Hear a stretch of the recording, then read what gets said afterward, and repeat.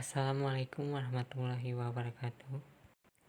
Perkenalkan, nama saya Wahyu Arya Prasama, perwakilan dari kelompok 3. Ingin membacakan hasil diskusi kami yang berjudul Efisiensi Alokasi dan Distribusi. A. Konsep moral Islam dalam sistem distribusi pendapatan.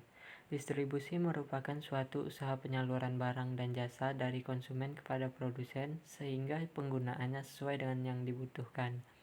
Dengan kata lain, distribusi merupakan kegiatan ekonomi yang menjembatani antara produsen dengan konsumen. Beberapa konsep Islam yang terdapat di dalam Al-Quran yang berkaitan dengan distribusi pendapatan. 1. Kedudukan manusia yang berbeda antara satu dengan yang lain merupakan kehendak Allah. Quran Surah An'am ayat 165. 2. Pemerintah dan masyarakat mempunyai peran penting untuk mendistribusikan kekayaan kepada masyarakat. Quran Surah An-Aziyat ayat 19.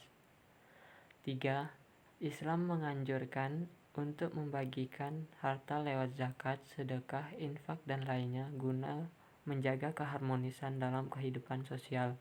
Quran Surah Al-Hasyr ayat 7. B. Pertukaran dan keseimbangan konsumsi antar individu. Pada pertukaran dan keseimbangan konsumsi antar individu, dapat kita asumsikan pada dua individu yang mengonsumsi dua macam komoditas yang total penawarannya tetap.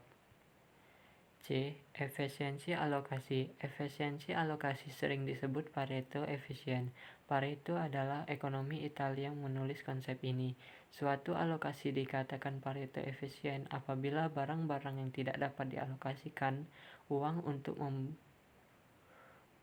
membuat keadaan seorang lebih baik tanpa membuat keadaan orang lain lebih buruk. D. Efisiensi dan keadilan.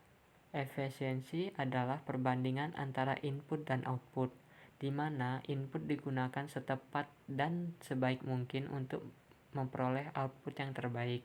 Akan tetapi, para ekonom konvensional berbeda pendapat tentang distribusi yang adil. 1. Konsep egalitarian. Barang yang diterima pada setiap orang dalam kelompok masyarakat jumlahnya sama. 2. Konsep Rawlsian. Maksimalkan utility pada paling miskin. (The last will of person). 3. Konsep utilitarian. Maksimalkan total utility dari setiap orang dalam kelompok masyarakat. 4. Konsep market oriented. Hasil pertukaran melalui mekanisme pasar adalah yang paling adil. E. Dampak distribusi pendapatan dalam Islam. Menurut Sudarsono, dalam buku Konsep Ekonomi Islam, distribusi pendapatan merupakan bagian yang penting dalam membentuk kesejahteraan. Dampak yang ditimbulkan dari distribusi pendapatan yang dilaksanakan atas konsep Islam adalah sebagai berikut. 1. Dalam konsep Islam, perilaku distribusi pendapatan masyarakat merupakan bagian dan bentuk proses kesadaran masyarakat dalam mendekatkan diri kepada Allah. 2. Seorang muslim akan menghindari praktek distribusi yang menggunakan barang-barang yang merusak masyarakat. 3. Negara bertanggung jawab terhadap mekanisme distribusi dengan mengedepankan kepentingan umum daripada kepentingan kelompok atau golongan apalagi perorangan. 4. Negara memiliki tanggung jawab untuk menyediakan fasilitas publik. Demikianlah diskusi dari kelompok 3. Saya akhiri. Wassalamualaikum warahmatullahi wabarakatuh.